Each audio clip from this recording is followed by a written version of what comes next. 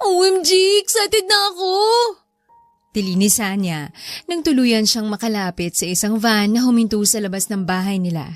Hila-hila ni Fatima ang isang malaking maleta na kung saan ay naglalaman ng mga damit niya na gagamitin sa buong isang linggo. Ngayon ay araw ay reunion nila ng mga kaibigan niya.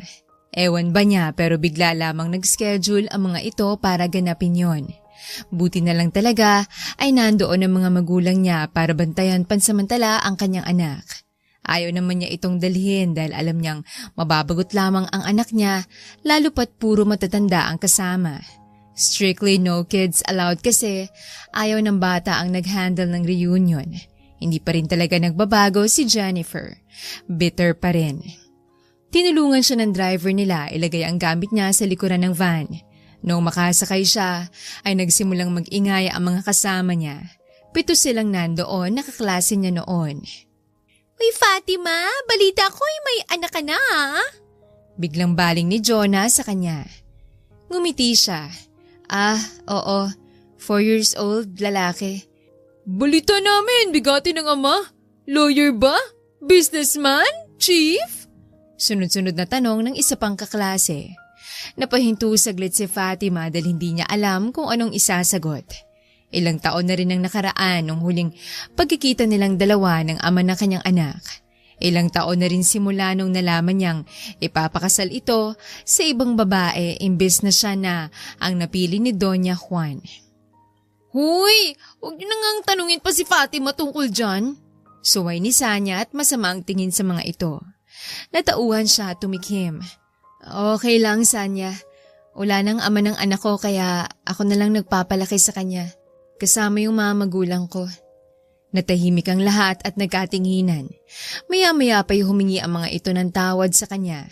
Nginitian niya lamang ito at piniling sumandal na lamang sa bintanang nasa gilid niya. Okay ka lang ba, bes? Nag-aalalang tanong ng kaibigan. Okay lang ako, huwag ka mag-alala. Nanatiling tahimik si Fatima sa biyahe. Minsan ay kinakausap siya ng mga ito kaysa sinasagot niya, pero mas gusto muna niyang manahimik. Kaya pumikit siya para hindi na siya gambalain. Ilang oras ang biyahe na yon at medyo nakakaramdam na rin ng pagod si Fatima. Dahil na rin siguro sa sunod-sunod na trabahong ginagawa niya at ngayon lamang siya nakapagpahinga, kaya hindi niya namalayang nakatulog siya. Nagising na lamang siya nang gisingin siya ni Sanya. Nakarating na pala sila sa mismong resort na pagsistayhan nila. Agad na silang bumaba at isa-isang kinuha ang gamit na dala. Hindi maiwasan ni Fatima na mamangha sa laki at ganda ng resort. Mukhang mamahalin. Tara, nandun na sila Wally. Saad ng isang kasama nila kaya agad din silang sumunod dito. Hindi naman katagalan ay nakita nila ang mga kabatchmate nila na nasa loob na ng lobby area ng hotel. Agad na nagkamustahan ang lahat, maski siya ay kinakamusta na sinasagot naman nila. Sobrang tagal na rin talaga nung huli nilang pagkikita. Sandali lang, hintayin na muna natin mga kaibigan ko ha. Siya kasing may-ari nitong resort na to kaya makaka-discount tayo. Saad ni Wally na agad namang kinapalakpak ng lahat sa tuwa. Hindi pa nagtagal ay biglang lumiwanag ang mukha ni Wally habang nakatingin sa likuran niya. Ayun na pala siya eh. Bro, here.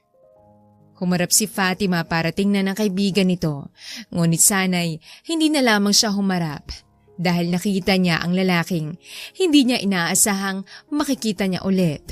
Ang lalaking laman ng isip at puso niya sa ilang taong nagdaan. Ang lalaking minahal niya ng sobra-sobra. Diyos ko. Ngunit paano nga ba napunta si Fatima sa sitwasyong yon? Na halos gusto na lamang niyang tumakbo. Ano nga bang nangyari sa pag-iibigan nila ng lalaking pinakamamahal niya? Ano? Uwing anak niya mula sa States? Gulat na saad ni Fatima sa kausap niya sa cellphone. Te, kaya bilisan mo ang pamimili mo riyan dahil pinapatawag tayo ni Doña Juan para kausapin mamayang gabi. Sagot ni Chris sa kabilang linya. Napalunok siya dahil minsan lamang pinapatawag ni Doña Juan ang lahat at mukhang magkakaroon sila ng welcome party para sa anak nito. Mukhang kailangan talaga niyang magmadali lalo pat siya lamang mag-isang inatasang mamalengke. Sige, patayin ko na to para matapos ko to agad. Nung mapatay niyang tawag ay tiningnan niya ang oras. 4:00 na ng hapon at marami pa siyang dapat bilhin. Agad siyang kumilis lalo pa't madami pa ang kanyang bibilhin.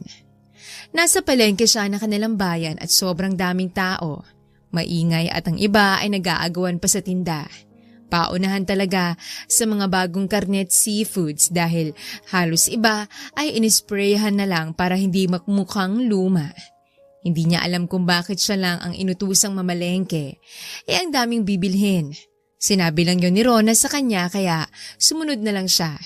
Ewan ba niya, pero parang ang init ng dugo nito sa kanya.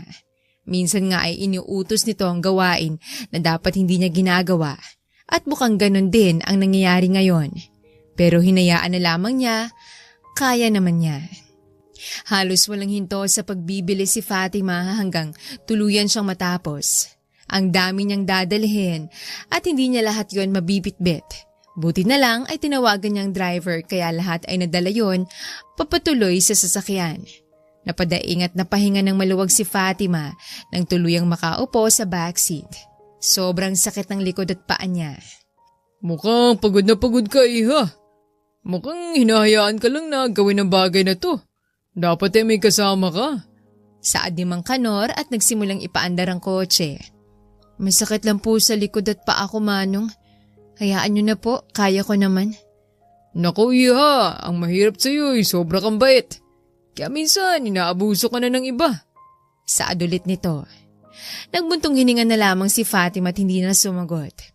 May punto ito, pero ayaw niyang problemahin yon, lalo pat alam niyang wala siyang alam. Hindi siya marunong lumaban at ayaw niya ng gulo. Kaya hanggat kaya naman niya ay gagawin niya. Hindi naman nagtagal ay nakarating na sila sa hasyenda ng mga De La Torre. Nung huminto ang kotse sa parking space ng mansyon, ay buti naman na may mga taong tumulong sa kanya para magbuhat ng mga pinamili niya papasok sa mansyon. Buti naman nakarating ka na, Fatima. Akala ko mamayang 7:00 ka pa makakabalik Buti na lang hindi pa dumadating si Doña Juan. Salubong sa kanya ni Chris nang makapasok siya. Tiningnan ni Fatima ang kanyang relo at nakita ang 6:00 pa lamang ng gabi. Napahinga naman siya na maluwag dahil hindi siya late. Binilisan kong pamimili. Tara, ayusin natin mga pinamili mo. Baka makita pa yun ni Doña. Aya ni Chris na sinang-ayunan niya. Agad nilang inayos sa mga pinamili niya sa fridge. Tumulong na rin yung ibang katulong. Alam ni Fatima na ginawa lamang yon ng mga kasama dahil madadamay ang mga ito kapag napagalitan siya. Buti naman ay nakabalik ka, Fatima. Akala ko'y mamayang 10:00 ka pa makakabalik. Sa bagal mo namang yan? Napahinto sa pag-aayos si Fatima nang marinig ang boses ni Rona sa kanyang likuran. Kinagat niya ang kanyang labi at hindi na lamang humarap dito. Mas minabuti niyang hindi ito sagutin dahil ayaw niya ng gulo. Hindi mo na ako pinapansin ngayon, ha? Attitude ka rin? Saad ulit ng babae na tila tinitrigger siya pero hindi yun gagana sa kanya. Pwede ba, Rona? Tigilan mo na tong si Fatima. Wala naman siyang ginagawa sa iyo Biglang sagot ni Chris na ikinagulat niya. Agad niyang hinawakan ang braso ng kaibigan. Chris, hayaan mo na. Hindi namumuro na siya Palagi ka na lang niyang ginaganito. Halatang inis sa boses nito. Kahit na. Hoy, Chris! Hindi ikaw ang kinakausap ko? Kaya wag kang sumabat dito. Mataray na sambit ni Rona. Hoy, Karen! Kaibigan ko inaaway mo. Kaya sasabat ako. Sinasabihan mo siyang ma-attitude Ikaw lang naman tong ma-attitude. Mas mataray na sagot ni Chris. Napakagat si Fatima sa labi. Dahil baka magkagulo rito. Alam niyang hindi rin nagpapatalo ang kaibigan niya. Anong ginagawa niyo? Bakit kayo nag-aaway riyan, ha? Lahat nagulat nang biglang dumating si Manang Flora. Maliit ang mata habang nakatingin ito sa kanila. Kinabahan agad si Fatima dahil baka mapagalitan sila. Hindi naman ganon kasungitan si Manang, kaso strict pa rin ito sa kaayusan ng buong mansyon. Wala po, Manang. Mahinahong saad niya dahil baka magturuan ng dalawa. Napatingin ang dalawa sa kanya pero hindi niya na lamang yon pinansin. Tapusin niyo na ginagawa niyo riyan dahil paparating na si Doña Juan. Ayaw niyo naman siguro mapagalitan. Utos nito. Opo, Manang. Saad ng lahat. Nung nakaalis ang ginang ay sinamaan siya ng tingin ni Rona. Inirapan din siya nito bago umalis na. Nagbuntong hininga na lamang siya at nagpatuloy na lamang sa ginagawa. Hindi ko talaga alam kung bakit ang init ng dugo ni Rona sa'yo, Fatima. Biglang saad ng isa sa mga kasama niya, si Kira. Hayaan niyo na siya. Sus, inggit lang yung bruhang yan. Mas maganda kasi sa kanya si Fatima, kaya sobrang insecure. Mukha kasi siyang mangkukulam. Pairap na insulto ni Chris na ikinatawa ng ibang kasama niya. Napailing na lamang si Fatima at hindi na sumali pa sa panglalait ng mga ito kay Rona. Wala rin naman siyang mapapala roon, kaya mas minabuti niyang manahimik na lamang. Nung matapos sila sa pag-a-arrange, ay saktong pinatawag na sila dahil dumating na ang Donya. Agad silang tumungo sa living room at tumayo ng isang linya paharap kay Doña Juan na nakaupo sa sofa habang umiinom ito ng tsaa. Seryoso itong nakatingin sa kanila na tila ba'y inoobserbahan sila isa-isa. Napalunok si Fatima nang tumagal ang tingin nito sa kanya. Kahit naman minsan na sila nag-uusap ni Doña Juan ay hindi pa rin niya talaga maiwasang kabahan. Tumayo ito. Tinawag ko kayo para sa isang mahalagang balita. Anunsyo nito. Kailangan ko maghanap ng isang babae para sa anak ko. At isa sa inyo ay ang magiging asawa niya pagdating ng panahon. Nanlaki ang mga mata ni Fatima sa gulat at napatingin sa mga kasamahan niya. Nagsimulang magbulong-bulungan ang lahat at halatang excited. My son will go home after a month. At dapat pagdating niya, meron na akong babaeng ihaharap sa kanya. I want him to marry right away. Sambit ni Donya ulit. Ano pong gagawin namin para mapili, Donya? Walang hiyang tanong ng isa sa mga kasama niya. Ngumisi ito. May papagawa ko sa inyo. At kapag nagawa niyo yon, kayong ipaparis ko sa anak ko. Napaisip si Fatima. Bakit kaya sa kanila pipili ang Donya para sa anak? Hindi ba makahanap ang anak nito ng babaeng pakakasalan? At sa pagkakarinig niya ay may itsurang anak at mayaman. Imposibleng walang magkakagusto rito. Plano ni Fatima na wag nang sumali lalo pat wala naman siyang balak. Nag-aaral pa lang siya at hindi rin niya priority ang mag-asawa ng maaga. At saka kung mag-aasawa naman siya, ay yung mahal niya. Ayaw niya yung pinili lang at walang choice. Ngunit ganun na lamang nanlumo si Fatima nang malaman na lahat sila ay required na gawin ang sasabihin ni Donya. Wala na silang choice. Hindi pa rin talaga maintindihan ni Fatima ang nangyayari dahil ang pinunta lang naman niya roon ay maging katulong para makapagtustos ng pangangailangan ng pamilya at makapagtapos ng pag-aaral. Walang choice si Fatima kung hindi sundin ang kanyang amo. Ayaw naman niyang magmatigas lalo pat scholar siya ni Donya. Baka hindi lang trabahong mawala sa kanya, pati na rin yon. Kaya sana lang ay hindi siya mapili para makapaghanap buhay siya ng matino. Dumating ang araw na susubukin na sila ng Donya. Marami itong pinagawa sa kanila at halos lahat ay sobrang hirap. Merong pinapahanap sa kanila ang isang susi. Pinapaaral sa kanila yung kung anong nasa kumpanya nila. Meron pang pinapareport sila tungkol sa mga dapat gawin ng isang asawa. Gulong-gulo si Fatima kung bakit nila ginagawa yon. Para bang nag-aaral lang sila at may exam. Ngunit wala siyang choice kundi gawin. Pero sinisiguro niyang hindi siya mag-e-excel kahit pag gusto niya. Ayaw kasi niyang hindi niya gagawin ang best niya sa mga gawain pero sa pagkakataong yon ay ayaw niyang mangunguna. Hanggang natapos na nga ang pagsubok na yon. Ilang gabi nga niyang pinagdasal na hindi siya ang mapipili dahil ayaw niya talaga. Dumating na nga ang araw na mamimili ang Donya ng babaeng karapat-dapat sa kanyang anak.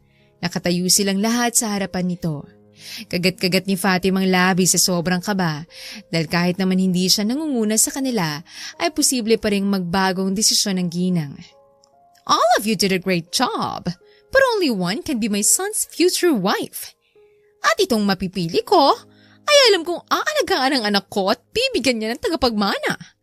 Ang babaeng ito ay pinapakita sa akin kung gaano siya kagaling at kadeterminado. And I want that quality for my son. Mahabang litanya ni Doña Juan habang isa-isa silang tinitingnan. And that woman is... Pinaglapat ni Fatima ang bibig at napapikit dahil mas lalo siyang kinabahan. Huwag ako. Please, huwag ako. Paulit-ulit niyang saad sa isipan. Rona Santiago! Agad siyang napamulat ng mata nang marinig ang pangalan ni Rona. Napuno ng palakpakan at singhapang ng paligid. Ngunit nangunguna ang tili ni Rona na tila ba'y sayang-saya. Of course, ito yata yung pinakadeterminado sa kanila sa pagsubok na yon. Mukhang gusto talaga nitong makalabas sa pagiging katulong. Salamat po, Donya! Maraming salamat po! Naiiyak na saad nito. Come here, Rona. Saad ng Donya na agad na sinunod ng babae. Huminto ito sa harapan ng Donya. Siya na ang magiging fiancé ng anak ko. Pero respect her as you respect me. Saad ng Donya habang nakatingin sa kanila. Kumunot ang noo ni Fatima nang huminto ang tingin nito sa kanya. This girl will make my son happy. Bakit nakatingin sa kanyang Donya? May pinapahiwatig ba ito sa kanya? Ngunit ano? Tumingin si Fatima kay Rona at nakitang nakatingin din ito sa kanya. Ngunit nakangisi ito at nakataas ang kilay na tilabay. Sinasabing dapat niyang gawin ang sinasabi na kanilang amo. Mukhang sinasabi rin ito, mas nalalamangan siya nito. Ang yabang, tinitingnan ka pa talaga? Halatang insecure pa rin? My God! Bulong ni Chris na nasa tabi niya. Umiling na lamang siya. Hayaan mo na. At least nakuha niyang gusto niya. Wala siyang pakialam doon dahil masaya si Fatima na hindi siyang napili. Magpapatuloy na ang kanyang peaceful na buhay. Nagbuntong hininga si Fatima nang matapos ang kanyang klase. At last, tapos na rin ang kanyang midterms exam. Halos pigain na niyang utak para lang makasagot. Nagpuyat naman siya sa pag-aaral pero iba ay wala sa pinag-aralan niya.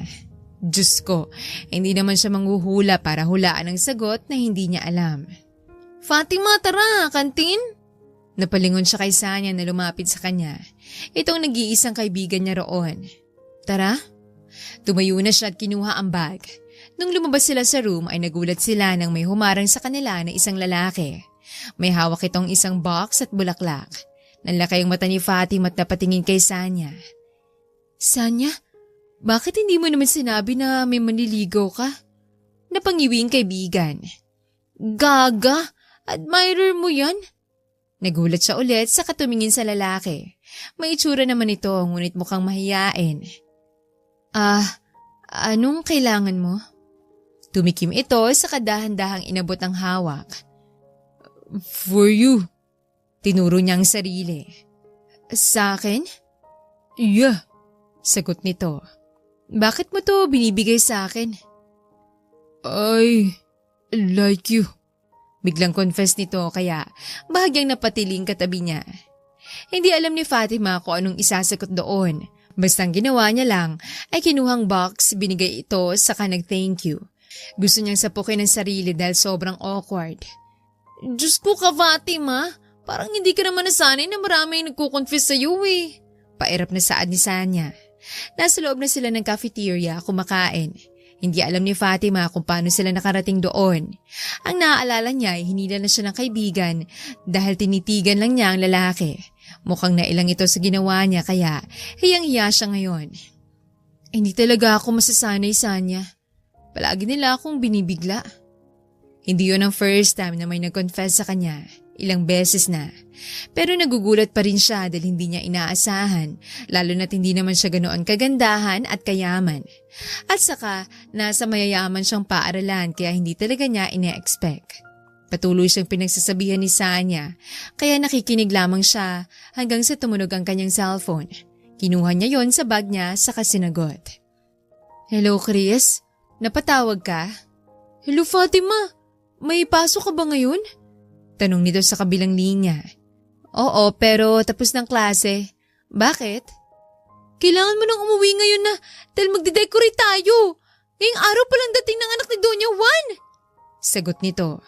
Nanlaki ang mga mata ni Fatima. Ano? Akala ko ba next week pa yun uuwi? Change of plans daw. Gusto na raw umuwi ng anak ni Donya. Diyos ko, natataranta na ako. Biglaan to. Halatang pagkataranta sa boses ni Chris. Sige, uwi na ako. Bye. Nung pinatay niya ang tawag, ay agad niyang inayos ang kanyang gamit. Napahinto si Sanya sa pagkain at saka siya tiningnan. Bakit ka natataranta? Kunot ng tanong nito. Kailangan ko na umuwi. Magde-decorate kami. Dadating na mami ang anak ni Donya Juan. Ano? Bakit ang bilis naman? Takang tanong nito. Biglaan eh.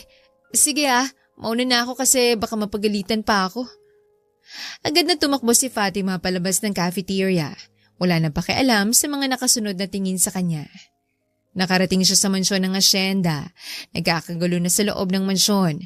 Natataranta na ang lahat ng mga katulong at nagkalat ang mga decoration sa paligid. Nakanganga lamang siya habang nakatingin sa paligid. Hoy, Fatima! Ano tinatayo-tayo mo riyan? Senyora ka? Kumilos ka na! Bilisan mo! Sigaw ni Rona na nakatayo sa hindi kalayuan sa kanya. Nakasuot ito ng kulay dilaw na dress at ayos na ayos ang sarili. Hindi na ito nakasuot ng uniform ng mga katulong. Mukhang handa na ito para maging fiancé ng anak ni Donya. Mabilis siyang kumilos sa tinulungan ng iba sa gawain. Hindi na nga siya nakapagpalit ng uniform dahil waste of time na yon. Diyos ko, makautos yung bruhang yan. Kala mo naman talaga siya na may-ari ng mansyon nito eh. Palibhasa, siyang napili kaya malakas ang loob na utus-utusan tayo't alilain ka, Fatima. Inis na saad ni Chris na nasa tabi niya. Totoong sinasabi ng kaibigan. Simula kasi nung si Ron ang napili ni Donya, ay lumaking ulo nito at feeling na nito na mas mataas na siya sa kanilang lahat, lalo na sa kanya. Kung noon ay pinapahirapan siya, mas lalo na nung nakaraang mga araw. Ginawa siyang alila at wala siyang nagawa kung hindi sumunod dahil ayaw niyang isumbong siya nito sa Donya. Maski si Manang Flora ay sinasagot-sagot na nito. Sobrang taas na talaga ng tingin nito sa sarili. Hayaan mo na, Chris. Magiging fiancé naman rin naman kasi siya ng anak ni Don Juan. May karapatan na siyang mag-utos. Pero hindi sa ganung paraan na para bang pagmamayari niya tayo. Inis na bulong nito. Sumunod na lang tayo para walang gulo. Halika na, tapusin na natin to. Hindi naman nagtagal ay natapos na rin niya ang paglilinis at paghahanda bago mag 8:00 ng gabi. 8:00 kasi ang dating ng anak ni Donya. Naglalapag na ngayon si Fatima ng pagkain sa lamesa sa dining area nang bigla siyang tinawag ng mga kasamahan niya na nandoon na raw sa gate nila si Donya. Agad siyang nataranta at mabilis na inayos ang sarili. Hindi pa rin siya nakapagbihis at magulo na ang buhok niya. Sigurado rin siyang halata ang pawis sa kanya. Gusto niya tuloy murahin ang sarili dahil nawala sa isipan niya ang pag-aayos dahil sa sobrang busy. Nang makarating na siya sa living room ay nakatayo siya kasama sila Chris. Nasa gilid sila ng pintuan. Pinagsabihan pa siya ni Manang dahil hindi siya nagbihis. Humingi na lang siya ng tawad. Nakita niyang nakatayo si Rona sa gitna habang may hawak na bouquet ng flowers. Ayos na ito at iba na ang suot nitong dress. Kulay asul at sobrang kapal na rin ng makeup. Malaking ngiti nito, tila excited nang dumating ang magiging fiancé. Ang gaga, filingera. Bulong ni Chris sa kanya, agad niya itong sinaway. Narinig nilang may mga yapak sa labas ng pintuan ng mansyon kaya agad silang naghanda. At nang bumukas yun, ay lahat sila sumigaw ng welcome. Napahinto si Fatima sa pagngiti nang makitang isang lalaking naka-wheelchair. Sobrang gwapo nito ngunit sobrang lamig ng ekspresyon na para bang wala itong nagugustuhan sa mundo. Nakita ni Fatima na napahinto rin si Rona sa nakikita. Nakita niya kung paano lumukot ang mukha nito at napilitan ng ngumiti saka lumapit sa lalaki. Welcome! Nakangiting saad ni Rona saka nailahad ang hawak na bouquet. Who's she? Malamig na tanong nito. Son, she's your fiancé, Rona. Rona, this is Denrick, my son. Nakangiting pakilala ni Donya sa dalawa. Ngumiti pa ng matamis si Rona sa kanilahad ng kamay. Nice to meet you, Denrick. Tinitigan lang ito ng lalaki at hindi tinanggap ang kamay. Agad na pahiya si Rona at dahan-dahang binaba ang kamay. Bigla tuloy naging awkward ang atmosphere. Okay ka lang ba, anak? You should talk to your fiancé. Nag-aalalang saad ng Donya. Nilibot itong tingin at hindi pinansin ang tanong ng ina. Ganun na lamang nagulat si Fatima nang magtamang tingin nilang dalawa ni Denrick. Mukhang nagulat din ito, ngunit katapusan ay kumunot ang noo. Napulunok siya habang biglaang kumabog ng malakas ang kanyang puso na para bang kagagaling lang niya sa pagtakbo. Lumiit ang tingin nito bago may pinindot na button sa wheelchair. Nanlaki ang mata ni Fatima na gumalaw ito at patungo na sa kanya. Mas lalong lumakas ang kabog ng kanyang dibdib. Lahat ay nakasunod ng tingin sa lalaki at napapangiti sa kanya. Nilibot ito ang tingin at hindi pinansin ang tanong ng ina. Ganun na lamang nagulat si Fatima nang magtamang tingin nilang dalawa ni Denrick. Mukhang nagulat din ito ngunit kalaunan ay kumunot ang noo. Napalunok siya dahil biglang kumabog ng malakas ang kanyang puso na para bang kagagaling lang niya sa pagtakbo. Lumiit ang tingin nito bago may pinindot na button sa wheelchair. Nanlaki ang mata ni Fatima nang gumalaw ito at patungo na sa kanya. Mas lalong lumakas ang kabog ng kanyang dibdib. Lahat ay nakasunod ang tingin sa lalaki at napapatingin na rin sa kanya. Gusto niyang umatras pero mas napako na ang kanyang mga paa roon. Huminto ang wheelchair sa harapan niya habang nakatingin pa rin sa kanya ang lalaki. Napalunok siya dahil may kakaiba sa tingin nito at hindi niya alam kung ano. What's your name? Po? I said, anong pangalan mo? Pag-uulit nito. Fatima po. Lumiit ang mata nito ulit. Surname? Montano po. Nakita ni Fatima kung paano tumaas ang gilid ng labi ng lalaki. Sinanyasan siya nitong lumapit kaya kumunot ang kanyang noo. Ngunit kalaunan ay binaba niyang ulo. Ganun na lamang siya nagulat nang hapitin nito ang batok niya kaya muntik na siyang matumba. Buti na lang ay napahawak siya sa balikat ng lalaki. Narinig niyang napasinghap ang mga kasama niya ngunit hindi niya na malingon dahil sobrang lapit ng kanilang muka. Halos magkalapat na ang kanilang ilong. Nagwawala ng puso niya na para bang gusto na nitong lumaya sa katawan niya. Pinatagilid nito ang kanyang muka at dahan-dahang bumulong sa kanyang tenga. I finally found you. Kumunot ang noo ni Fatima dahil hindi niya maintindihan ang sinasabi ng lalaki. Ano? Tumawa ito ng mahina. Lumayo ka muna sa akin, Fatima. Kasi nakatingin na sa atin ang lahat. Agad na natauhan si Fatima at mabilis na tumayo ng tuwid. Sorry, sir. Halos mamula ang buong mukha niya nang makitang tamang ang sinabi ni Denrick. Nakatingin sa kanyang lahat ng tao roon. Nakita niyang sobrang sama ng tingin ni Rona sa kanya na parang gusto na siyang saktan. Habang si Doña Juan naman ay may kakaibang ngiti sa labi. Ngunit agad din yung nawala nung makita niya. Napayuko na lamang siya dahil sa sobrang hiya. Goodness, nakalimutan niyang may mga kasama pala sila. Bakit ganun na lamang ang epekto ni Denrick sa kanya? Mom, I'll go to my room. Saad ni Denrick na agad namang kinaangat ng tingin ni Fatima. Simula sa tagpong yon ay naging miserable ang buhay ni Fatima at dahil yon kay Rona. Galit na galit ito sa kanya dahil sinabi nitong inaagaw rin niya ang lalaki. Palagi na siyang inuutusan nito. Sinisigawan kapag wala sa paligid si Denrick at ang Donya. Kaya minsan ay napaiyak na lang siya dahil pagod na ang katawan niya. Napakalandi mo! Dahil sa'yo, hindi na ako binabalingan ng tingin ni Denrick! Galit na saad ni Rona at hinilang kanyang buhok. Nagulat siya at hindi agad nakareact. Nagpupunas lang naman siya ng lamesa nang bigla itong pumasok. Ano bang pinagsasabi mo? Daing na tanong niya. Sobrang higpit ng pagkakahawak nito sa buhok niya na para bang gusto nitong tanggalin ang anit niya. Nilalanding fiancé ko! Bakit ka pa kasi nandito? Dapat pinalis ka na rito! Mga agaw! Sigaw nito ulit at mas lalo siyang sinabunutan. Malakas na napahiyaw si Fatima sa sakit. Napaiyak siya at napahawak na lamang sa buhok. Hindi niya alam ang sinasabi ni Rona. Kailanman ay hindi niya nilalandi si Denrick. Sa halip nga ay iniiwasan niya ito dahil ayaw niya ng gulo. Pero minsan talaga ay tatawagin siya ni Denrick at kakausapin. Ayaw niya itong suwayin dahil baka tanggalin siya sa trabaho. Narinig ni Fatima na nagsisigawan ang mga kasama nila. Pilit niyang tinatanggal ang kamay ni Rona pero sobrang higpit nito. Uy Rona, pakawalan mo kaibigan kung walang yaka! Sigaw ni Chris. Manahimik ka! Huwag kang mangialam dito! Sigaw rin ni Rona. What's going on here? Lahat sila napahinto nang marinig ang boses ni Doña Juan. Doña Juan? Kinakabahang saad ni Rona pero hindi pa rin binibitawan ang buhok ni Fatima. Bitawan mo siya! Sigaw ni Denrick na ikinagulat niya. Napatingin siya sa may bukanan ng dining area. Nakita niya si Doña Juan na matalim ang tingin kay Rona. Ganon din si Denrick na nakaupo pa rin sa wheelchair nito. Sir Denrick? Naiiyak niyang tawag dito.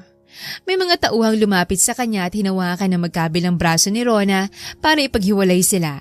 Buti na lang ay hindi nagpumiglas si Rona at binitawan ng buhok niya. No na po siya! Biglang duro ni Rona sa kanya. Ano? Ikaw ang biglang sumugod sa akin at sinabunutan ako. Totoo po yan! Siya ang sumabunot kay Fatima bigla. Diba? Diba? Saad ni Chris na sinang-ayunan naman ng ibang katulong. Sinungaling? Tumingin si Rona sa Donya. Huwag po kayong maniwala sa kanila. Ngunit nanatiling masamang tingin nito kay Rona. Don't let her go. Nanlaki ang mata ng babae. Po? Bakit po? You will go to jail. Matigas na saad nito na ikinalaki ng mata ni Fatima. Po? Jail? Ano pong ginawa ko? Gulat na saad ni Rona. For stealing money from us. Akala mo hindi ko alam na pumupunta ka sa kwarto ko at kinukuha ang pera ko na nilalagay sa drawer ko? I have a CCTV in this mansion at kitang-kita ko ang lahat. Pati na ang pang-aabuso mo kay Fatima. I will not tolerate that kind of behavior in my mansion. Akala ko'y maganda ka para sa anak ko pero hindi. Pera lang palang habol mo. Mahabang litanya ng Donya. Lahat sila ay nagulat at hindi makapaniwala sa narinig.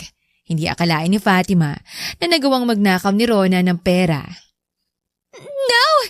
Hindi totoo yan! Hindi ako magnanakaw, Donya! Please! Fiancé ako ni Denrick! Takot na sigaw ni Rona. Not anymore! Hindi ka nababagay sa anak ko! Sigaw din ng Donya. Patuloy sa pagtanggi at pagwawala si Rona. Pilit na itong hinihila ng mga tauhan ni Donya palabas ng dining area. Kaya noong makalabas ito, ay naiwan silang tahimik roon. Lahat ay hindi makapaniwala sa nangyayari. Tumikim bigla si Denrick. Fatima, can you accompany me to the backyard? Lahat ay napatingin sa kanya dahil sa sinabi ng lalaki. Nanlaki ang mata niya at napatingin sa lalaki. Po? You heard me. Please? Agad na tauhan si Fatima at tumango. Nakalimutan niyang amo niya pala ito at kailangan itong sundin. Lumapit siya rito sa kahinawakan ng handle ng wheelchair. Tumingin muna siya kay Donya para humingi ng permiso na agad naman itong tumango. Kaya agad niyang itinulak yon palabas ng dining area. Tahimik silang dalawa habang tinatahak ang daanan papunta sa pintuan ng backyard. Medyo wala sa tamang pag-iisip si Fatima dahil hindi pa rin pumapasok sa isipan niya ang nangyayari kanina. Sobrang bilis ng lahat. Noong tuluyan silang makalabas sa backyard, ay tumungo siya sa isang bench para doon sila tatambay. First time niyang makasamang lalaki sa labas at sila lang. Halos kasi nasa loob lang sila ng mansyon at kasama pa ang ibang katulong. Can you help me sit down on the bench? Promise, I'm not going to be heavy. Saad ng lalaki. Sige po, sir. Lumapit siya rito, sa kadahan-dahang pinalibot ang braso nito sa balikat niya. Dahan-dahan itong inangat ang sarili. Muntik pa silang matumba dahil sa pagkabigla niya, pero agad din niyang napigilan. Kahit hindi sabihin ni Denrick na hindi ito magpapabigat, ay mabigat pa rin ito. Malaki ang katawan nito kumpara sa kanya na payat. Kulang na lang isang malakas na hangin para liparin siya. Napahinga ng maluwag si Fatima nang makaupo na si Denrick sa bench. Agad naman siya napaupo rito at habol pa rin ang hininga. I'm sorry if I'm too heavy. Napalingon siya rito. Nako sir, okay lang. Hindi ka naman ganun kabigat. Nakatingin ito sa kalangitan kaya napatingin din siya roon. Wala masyadong stars at ulap, ngunit bilog na bilog ang buwan. Napakaganda nito kaya hindi niya maiwasang mapangiti. Gustong-gusto talaga niya ang buwan. Yun ang nagbibigay ng pahinga sa kanya. Ilang minuto silang tahimik dalawa hanggang sa basagin niya yon. Ano po palang nangyari? Bakit kayo hindi makalakad? Agad na napalingon sa kanya si Denrick kaya agad nanlaki ang mata niya nang ma-realize na sobrang insensitive ng tanong niya. Hindi naman sila ganun ka-close para tanungin niya yon. Sorry po sir. Hindi ko... It's alright. Simple itong umiti sa katumingin ulit sa kalangitan. Naka-aksidente ako sa Manila 6 months ago. I was in a critical situation that time. At nagising na lang ako, hindi na ako makalakad. Nabali raw ang magkabilang buto ko. I thought that it will heal, but it didn't happen. Kaya pumunta ako sa US for my operation. Pero hindi natuloy because of some reason. Kaya umuwi na lang ako dito sa probinsya. Nakaramdam ng awa si Fatima sa sinapit ng lalaki. Hindi man niya alam kung anong rason kung bakit hindi natuloy ang operasyon nito, pero sana'y natuloy yon para makapaglakad ng lalaki. Alam niyang sobrang hirap na nakaupo lang sa wheelchair at hindi na makalakad pa. Nakaramdam tuloy siya ng guilt. I'm sorry kung naitanong ko pa. Ngumiti ito sa kaumiling. Okay lang naman. I chose to answer it. Pinagdikit ni Fatimang labis sa kaumiwas ng tingin. Para na kasi siyang malulunod sa tingin nito. Rinig na rinig pa rin niya ang bilis ng tibok ng kanyang puso. Hindi niya maintindihan kung bakit gano'n na lamang ang nararamdaman niya sa tuwing nakikita o nasa malapit ang lalaki. May kababata ka ba nun? Tanong bigla ni Denrick kaya napatingin siya rito. Napaisip siya agad kung meron nga ba. Bigla niyang naalala ang batang lalaking palaging pumupunta sa bahay nila tuwing linggo at nakikipaglaro sa kanya. Unang pagkilala niya ay sa playground malapit sa kanila. At yun lang yata ang batang nakalaro niya noon dahil hindi naman siya mahilig makipagkaibigan talaga simula pa nung bata. Oo, meron. Batang lalaki. Ikaw ba? Tumaas ang gilid ng labi ni Denrick habang nakatingin na ngayon sa kalangitan. I also had. Babae siya. Namangha naman si Fatima. Talaga? Nasaan na siya ngayon? Nasa tabi ko. Dahan-dahang nawala ang ngiti sa labi niya at napakurap-kurap. Kumunot ang kanyang noo nang ma-absorb ng maayos ang sinabi ng lalaki. Ano? Tumingin si Denrick sa kanya. Ang sabi ko, nasa tabi ko. Mas lalong kumunot ang noo ni Fatima. Anong ibig mong sabihin? Anong nasa tabi mo? Sino bang nasa tabi ko? Ako. Mas lalong umisi si Denrick. Di ikaw ang tinutukoy ko. Dahan-dahang nanlaki ang mata ni Fatima. Ikaw Ikaw? Yes, Fatima. Ako si Rick. Kababata mo. Napasinghap si Fatima at napatakip sa labi. Hindi siya makapaniwalang nasa harapan niya ngayon ang batang lalaking kasama niya noon. Ang batang lalaking hindi niya akalaing makikita niya ito. Si Rick, ang matagal niyang hinihintay na bumalik simula nung umalis ito para mag-Manila. Diyos ko, hindi niya alam na anak pala ito ng Donya. Natawa si Denrick. Mukhang gulat na gulat ka. At mukhang nakalimutan mo na rin ang pangako mo sa akin. Napakurap-kurap siya at napalunok. Hindi niya alam ang sasabihin. Talagang gulat ako. Hindi ko akalain na ikaw pala si Rick. Diyos ko naman, ang tagal kong hinintay na bumalik ka tapos nandito ka na pala. Hindi mo man lang sinabi sa akin. At teka, anong pangakong sinasabi mo? Inilapit nito ang mukha nito sa kanya kaya nagulat siya at bahagyang napaatras. Anong ginagawa mo? Mukhang matagal na talagang hindi tayo nakita at nakalimutan mo yon. Anong nakalimutan? Ano bang pinangako ko? You said to me that I'm your boyfriend and you're going to marry me.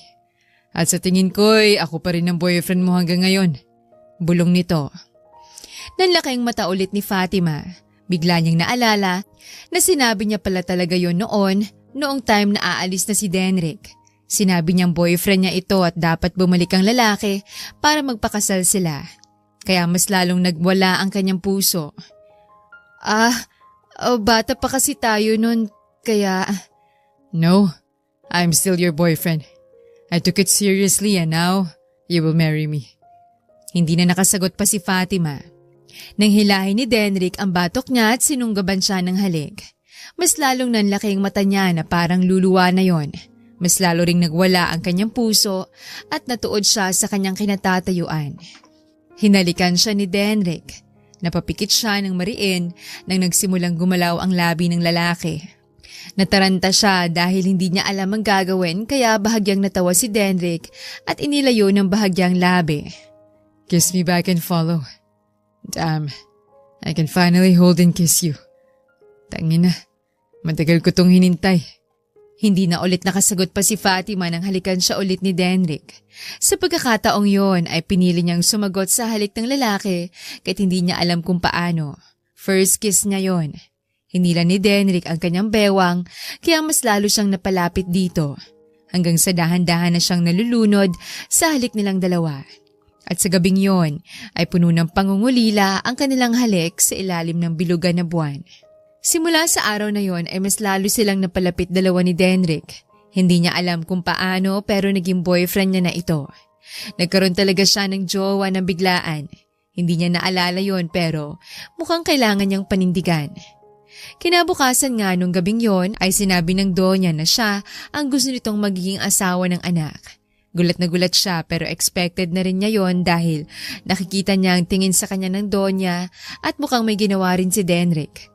Dahil sa desisyon ng Donya ay gulat na gulat sila Chris dahil alam ng mga ito na hindi niya gustong mag-asawa. Ngunit sa pagkakataong yon ay nagbagong kanyang isip. Gusto na niya palang mag-asawa pero kailangan niya munang makapagtapos ng pag-aaral. Sinabi niya ito sa Donya at buti naman ay naintindihan nito. Siyempre, ito ba naman ang nag-scholar sa kanya? Lumipas nga ang mga araw ay naging maayos naman ang buhay ni Fatima. Mas naging masaya siya dahil may nagpapakilig sa kanya. Sabi pa nga ng iba ay blooming siya. Inaalagaan din ni Fatima si Denrick lalo pat mahirap itong gumawa ng mga bagay-bagay. Hindi naman niya gustong mahirapan ito. Hanggang sa lumipas ang isang buwan, mas lalo lang naging sweet sa kanya si Denrick at maayos din ang pakikitungo sa kanya ng Donya. Palagi siya nitong sinasama sa shopping at binibilhan siya ng mga mamahaling bagay kahit ayaw naman niya. Doon din niya nalaman na pera pala yun ni Denrick, kaya pinagalitan niyang lalaki. Ayaw niyang paggastusan siya nito dahil hindi naman niya kailangan ng mga yon. Simpleng bagay ay okay na sa kanya. Naglalakad si Fatima sa hallway ng 3rd floor ng mansyon. Papunta siya sa kwarto ni Denrick para ayain itong magpahangin sa labas. Kagagaling lang niya sa school at buti nga ay maagang natapos ang kanyang klase. Malapit ng graduation niya. 3 months na lang ang iindahin niya. Business ad ang kinuha niya dahil balak niyang magtayo ng negosyo soon kung pahihintulutan ng Panginoon.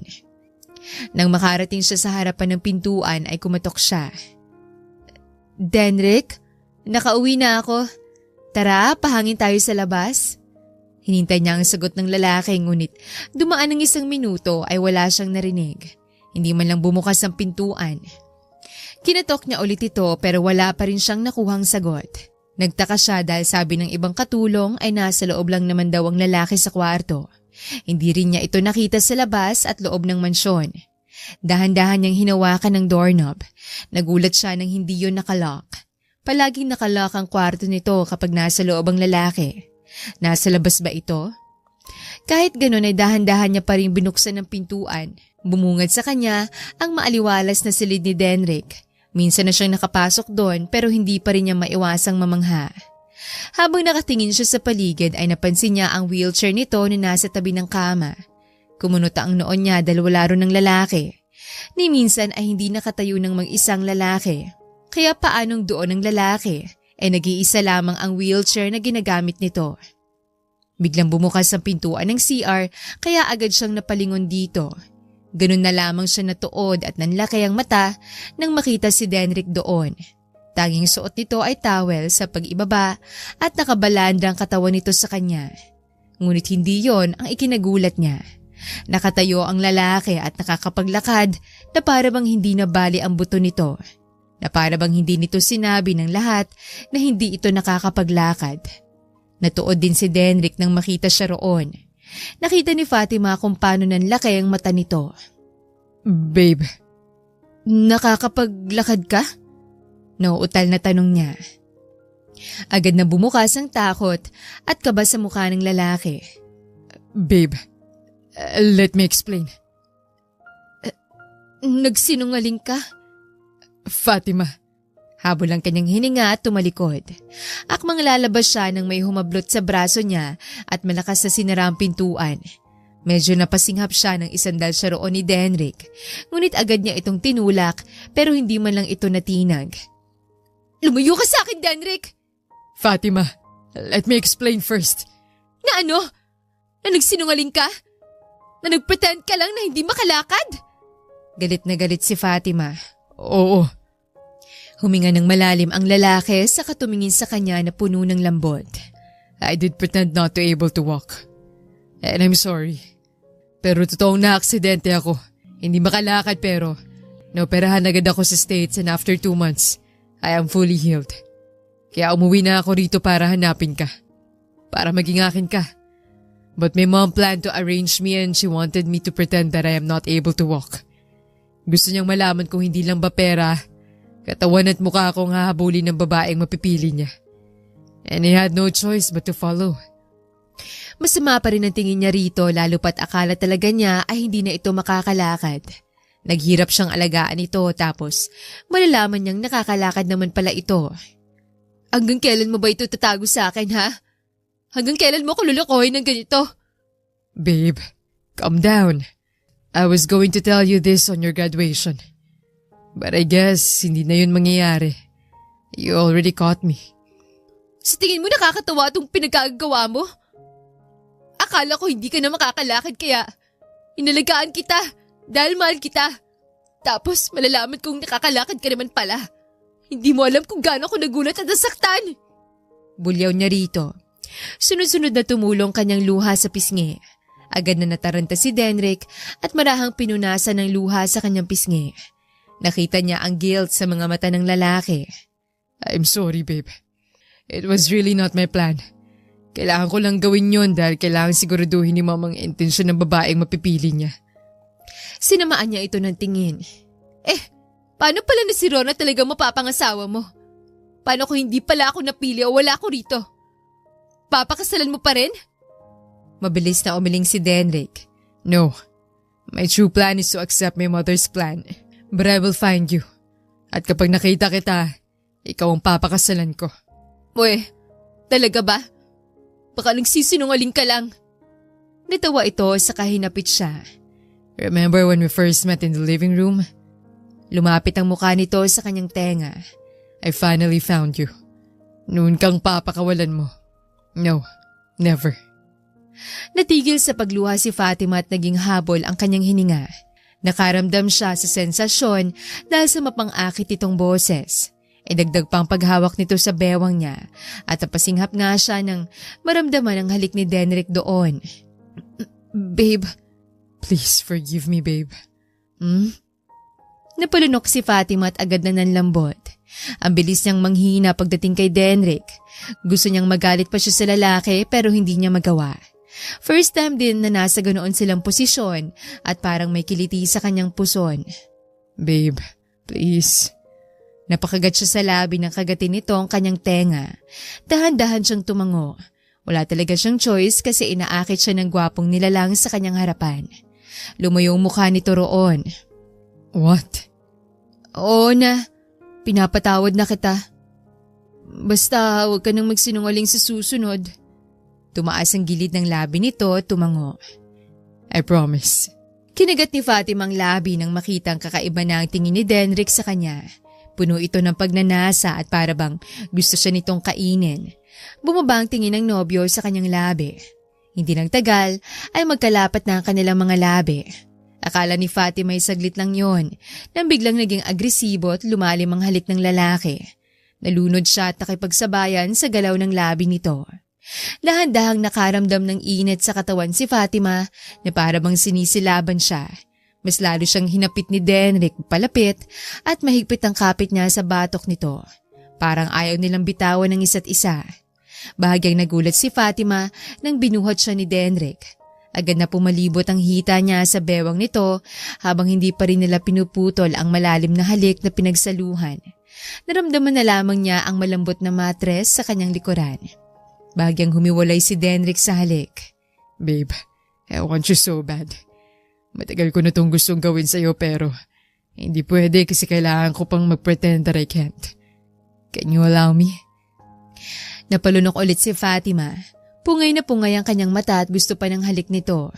Hindi niya itatangging, hindi siya naakit sa katawan nitong nakabalandra sa kanya kanina. Matagal din niya itong gustong gawin sa lalaki kaso akala niya hindi na mangyayari dahil hindi ito makatayo. Sunod-sunod siyang tumango. Oo, Gusto ko rin, babe. Please, angkinin mo ko. Agad na nagbaga ang mata ni Denrick at sinunggaban ulit siya ng halik. Hanggang sa bumaba ang halik nito sa leeg niya. Puno ng daing, ungol at langit-ngit ng kama ang maririnig sa silid. Sa araw na yon ay binigay ni Fatima ang pinakaiingatan niya sa lalaking mahal niya. Dahil alam niyang makakasama niya ito habang buhay. Simula sa araw na yon ay hindi na nagpanggap pa si Denrick na hindi ito makalakad. Buti nga at hindi nagalit ang Donya at hinayaan na lamang ang nobyo ni Fatima. Gulat na gulat ang mga tao sa buong mansyon sa revelasyong yon. Hindi makapaniwalang nakakalakad naman pala talaga si Denrick. Lumipas nga ang ilang buwan, sa wakas ay nakagraduate na si Fatima. Nandun ang mga magulang at kapatid niya sa araw na yon. Siyempre hindi rin nawala si Denrick na binigyan pa siya ng napakalaking bouquet of flowers. Pinakilala niya ito sa pamilya at sobrang saya niya dahil tanggap ng mga itong lalaki. Nag-celebrate sila sa bahay ng mga magulang at siyempre kasama ron si Denrick. Hindi ito umalis sa tabi niya na para bang binabakuran siya nito. Hindi tuloy maiwasang asarin sila ng mga taong nakapaligid sa kanila. Sobrang saya ni Fatima dahil hindi niya akalaing bibigyan siya ng isang lalaking aalagaan, poprotektahan at mamahalin siya kahit hindi niya hinihingi rito. Akala ni Fatima na walang sisira sa kanila ngunit nagkakamali siya dahil nalaman niya na may ibang babaeng gusto ang Donya para sa anak. Sinabi nito sa kanya na hindi na matutuloy ang engagement nilang dalawa ni Denrick. Sobrang nasaktan siya lalo na't nalaman niyang isang mayamang babaeng ipapalit sa kanya. Natakot siya na baka iiwan siya ng lalaki, ngunit sinabi ni Denrick sa kanya na hindi ito papayag. Siya lamang ang gusto nitong pakasalan at wala ng iba. Kaya napahinga siya ng maluwag dahil alam niyang hindi magsisinungaling si Denrick sa kanya. Ngunit isang araw ay sinabihan sila na magkakaroon ng party sa mansyon. Hindi sinabi sa kanila kung anong klaseng party. Maski si Denrick ay hindi sinabi kung anong meron. Basta ang ginawa nila ay nag-decorate, naglinis at nag-arrange ng lahat ng gagawin. At nung sumapit ang gabi, ay masaya si Fatima na nagsiserve ng mga pagkain sa bisita. Ngunit lahat yon nagbago nang biglang nag-announce si Doña Juan tungkol sa engagement. Kumabog ang puso ni Fatima dahil mukhang mahinala na siya. Nakaramdam siyang bigla ng takot. Can I call on Stella Mondragon and my son, Denrick de la Torre, to come with me? Nakangiting saad ni Doña Juan. Parang may malabig na tubig na bumuhos kay Fatima. Lalo na nung makita niya si Denrick at isang babae na tumungo sa harapan. Parang tumarak ang puso niya nang magtamang tingin nilang dalawa ng kanyang nobyo. Wala yung emosyon at parang walang pakialam sa nasasaktan niyang ekspresyon. At doon tuluyang nabasag ang kanyang puso nang in-announce ni Doña Juan na engagement party pala yun ng dalawa. Sunod-sunod na tumulong luha niya dahil wala man lang itong ginawa. Tumakbo siya palabas ng mansyon at wala nang pakialam kung may nababangga siya o napapatingin sa kanya. Kailangan niyang makaalis sa lugar na yon. Kailangan niyang makalayo sa mga taong pinaglololoko lang siya. Mukhang nagsinungaling lang ulit si Denrick sa kanya na hindi nito hahayaan na mangyari yon. Nilin lang siya ni Doña Juan at ni Denrick. Hindi niya mapapatawad ang dalawa. Umuwi si Fatima sa kanilang bahay at hindi na bumalik pa sa mansyon. Ngunit ilang linggo lang ang nakaraan ay nalaman niyang nagdadalang tao siya. Gulat siya at hindi makapaniwala ngunit wala siyang planong ipakilala yon sa walang hiyang lalaki. OMG! Excited na ako! Tilinisa niya nang tuluyan siyang makalapit sa isang van na huminto sa labas ng bahay nila. Hila-hila ni Fatima ang isang malaking maleta na kung saan ay naglalaman ng mga damit niya na gagamitin sa buong isang linggo. Ngayong araw ay reunion nila ng mga kaibigan niya. Ewan ba niya pero bigla lamang nag-schedule ang mga ito para ganapin yon. Buti na lang talaga ay nandoon ang mga magulang niya para bantayan pansamantala ang kanyang anak. Ayaw naman niya itong dalhin dahil alam niyang mababagot lamang ang anak lalo pat puro matatanda ang kasama. Strictly no kids allowed kasi ayaw ng bata ang nag-handle ng reunion. Hindi pa rin talaga nagbabago si Jennifer. Bitter pa rin. Tinulungan siya ng driver nila ilagay ang gamit niya sa likuran ng van. Nung makasakay yon ay nagsimulang mag-ingay ang mga kasama niya. 7 silang nando, nakaklase niya noon. Uy Fatima, balita ko, may anak ka na ha? Biglang baling ni Jonas sa kanya. Ngumiti siya. Oo, 4 years old, lalaki. Balita namin, bigati ng ama. Lawyer ba? Businessman? Chief? Sunod-sunod na tanong ng isa pang kaklase. Napahinto saglit si Fatima dahil hindi niya alam kung anong isasagot. Ilang taon na rin ang nakaraan nung huling pagkikita nilang dalawa ng ama ng kanyang anak. Ilang taon na rin simula nung nalaman niyang ipapakasal ito sa ibang babae, imbis na siya na ang napili ni Doña Juan. Hoy, wag niyo nang tanungin pa si Fatima tungkol dyan. Suway ni Sanya at masamang tingin sa mga ito. Natauhan siya tumikim. Okay lang, Sanya. Wala nang ama ng anak ko kaya ako na lang nagpapalaki sa kanya. Kasama yung mga magulang ko. Natahimik ang lahat at nagkatinginan. Maya-maya pa'y humingi ang mga ito ng tawad sa kanya. Nginitian niya lamang ito at piniling sumandal na lamang sa bintanang nasa gilid niya. Okay ka lang ba, bes? Nag-aalalang tanong ng kaibigan. Okay lang ako. Huwag kang mag-alala. Nanatiling tahimik si Fatima sa biyahe. Minsan ay kinakausap siya ng mga ito kaya sinasagot niya. Pero mas gusto muna niyang manahimik. Kaya pumikit siya para hindi na siya gambalain. Ilang oras ang biyahe na yon at medyo nakakaramdam na rin ng pagod si Fatima. Dahil na rin siguro sa sunod-sunod na trabahong ginagawa niya at ngayon lamang siya nakapagpahinga kaya hindi niya namalayang nakatulog siya. Nagising na lamang siya nang ginising siya ni Sanya. Nakarating na pala sila sa mismong resort na pagsistayhan nila. Agad na silang bumaba at isa-isang kinuha ang gamit na dala. Hindi maiwasan ni Fatima na mamangha sa laki at ganda ng resort. Mukhang mamahalin. Tara, nandun na sila, Wally. Saad ng isang kasama nila kaya agad din silang sumunod dito. Hindi naman katagalan ay nakita nila mga kabatchmate nila na nasa loob na ng lobby area ng hotel. Agad na nagkamustahan ng lahat, maski siya ay kinakamusta na sinasagot naman nila. Sobrang tagal na rin talaga nung huli nilang pagkikita. Sandali lang, hintayin muna natin ang kaibigan ko Siya kasing may-ari nitong resort na to kaya makaka-discount tayo. Saad ni Wally na agad namang kinapalakpak ng lahat sa tuwa. Hindi pa nagtagal ay biglang lumiwanag ang mukha ni Wally habang nakatingin sa likuran niya. Ayun na pala siya Bro, here. Humarap si Fatima para tingnan ng kaibigan nito ngunit sana'y hindi na lamang siya humarap. Dahil nakita niya ang lalaking hindi niya inaasahang makikita niya ulit. Ang lalaking laman ng isip at puso niya sa ilang taong nagdaan. Ang lalaking minahal niya ng sobra-sobra. Diyos ko. Ilang taon na nakaraan na huli niya itong nakita. Lumipat sila ng bahay nung nalaman niyang buntis siya. Ayaw niyang mahanap siya ng lalaki. Pero hindi niya akalaing makikita niya ito ulit at talagang sa pagkakataon pang yon. Hindi nagbagong itsura ng lalaki. Nagmature lang ito at mas lalong lumaki ang katawan. Sobrang lakas ng dating nito kaya ang mga kasama niya ay nagbubulungan. Ngunit siya ay parang nakakita ng multo. Gusto niyang tumakbo pero parang napakong kanyang paa sa kinatatayuan. Naglalakad dito papalapit sa kanya at may suot na sunglasses. Pero bakit pakiramdam niya ay nakatingin ito sa kanya? Diyos ko, bakit ba siya sumama rito? Hey, bro. Napapikit si Fatima nang lagpasan siya nito. Amoy na amoy niya ang pabango ng lalaki. Mas lalong nagwala ang kanyang puso. Hindi niya maitatangging namimiss niya ang lalaki. Nag-uusap si Wally at Denrick bago sila isa-isang pinapakilala.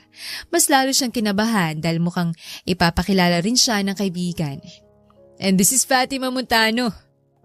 Huling pakilala ni Wally sa kanya. Napatingin ng lalaki sa kanya kaya mas lalo siyang kinabahan. Naglakad si Denrick sa harapan niya sa kanilahad ng kamay.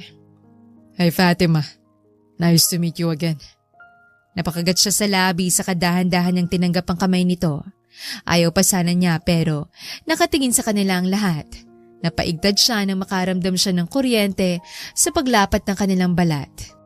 Ay, Denrick. Pagkatapos ng eksenang yon ay halos hindi na siya tinigilan nila Sanya ng tanong. Tinatanong ng mga ito kung paano niya na-meet si Denrick pero hindi niya sinasagot. Alangan namang sabihin niya na itong ama na kanyang anak. Kailangan niyang tiisin na magkakasama silang dalawa ni Denrick sa buong linggo. Basta't hindi sila mag-uusap at iiwasan niya ito ay magiging okay ang lahat. Ngunit hindi umaayon sa kanya ang kanyang plano dahil nakita na lamang niya ang sariling na corner sa dalawang matitigas na braso ni Denrick. Ano ginagawa mo? Lumayo ka sa akin. Matigas niyang saad at tinulak ito pero hindi man lang ito natinag. Hindi alam ni Fatima kung paano siya napunta sa sitwasyon na yon. Basta ang natandaan niya ay naliligo siya sa dagat kasama sila Sanya. Nakaswimsuit siya tapos nakita niyang sobrang dilim ng tingin ni Denrick sa kanya. Dahil sa kaba ay nagmamadali siyang pumunta sa kwarto nila ni Sanya. Ngunit nung papasok siya ay hinila siya ng lalaki sa loob at isinandal sa kwarto. Fatima, I don't like what you're wearing. Ano bang pakialam mo? Hindi ba sinabi ko na sa'yo huwag mo na akong kausapin? Just leave me alone. Huling araw na nila ito sa bakasyon at sa isang linggo na yon ay sinusubukan ni Denrick na kausapin siya. May times na tinatry nitong i-open na pampas nila kaya sinigawan niya ito. Ayaw niyang pag-usapan ng nakaraan nila na kung saan nasaktan siya ng todo. Please, Fatima. Kausapin mo ko ng matino. This is our last day here. I want to talk about us. Pagmamakaawa nito. At para saan pa, ha? Hindi ba tinanggap mo naman ang engagement na yun sa babaeng yun? Ano? Kasal ka na, diba? May asawa ka na. Kaya bakit mo pa ako ginugulo ngayon? Malakas sa sigaw niya. Nanubig ang kanyang mata dahil naaalala na naman niya ang nangyayari. Hindi nakasagot ang lalaki at nakatitig lang ito sa kanya. Mas lalo siyang nakaramdam ng galit. Tama ako, diba? May asawa ka na. Naputol sa pagsasalita si Fatima nang sunggaban siya ng halik ni Denrick. Nanlaki ang mata niya sa gulat. Natuod siya sa kinatatayuan.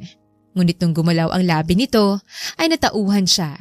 Mabilis niya itong tinulak at sinampal. Napatagilid ang mukha nito at napayuko. Gulat si Fatima sa ginawa pero agad niyang pinanindigan. Napakawalang yamong halikan ako. May asawa ka na pero niloloko mo siya. Wag na. Wag kang lalapit sa akin ulit. Tumalikod siya at akmang bubuksan ng pintuan ng magsalitang lalaki. Wala akong asawa. Natuod siya at dahan-dahang tumingin sa lalaki. Ano? Nakayuko pa rin si Denrick. Wala akong asawa. Hindi ko tinuloy ang pagpapakasal kay Stella. Natawa ng sarkastiko si Fatima. Bakit? Kinarma ka na? Yan sigurong balik sa'yo sa pagsisinungaling sa akin. Hindi agad sumagot ang lalaki. Akala niya hindi na ito sasagot pero bahagyang nanlaki ang mata niya nang makitang umaalog ang balikat nito. Maya-maya pa'y narinig niya ang paghikbi ng lalaki. Why are you crying? I didn't marry her because of you. Napakurap-kurap si Fatima. Ano? Umangat ang tingin nito. May mga piga sa puso niya nang makitang mata nitong puno ng luha.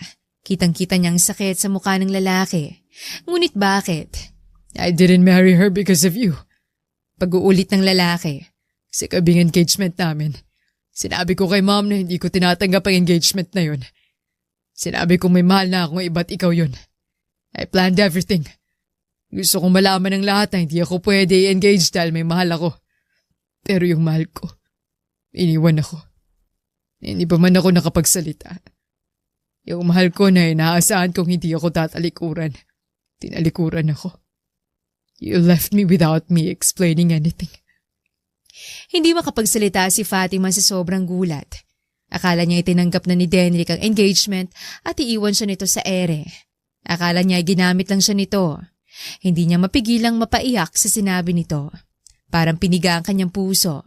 All those times, mali pala ang akala niya. I tried to find you after I fixed everything. Pero wala ka na sa bahay ng mga magulang mo. Lumipat kayo at hindi ko alam kung saan kayo hanapin. But I found you 2 weeks after.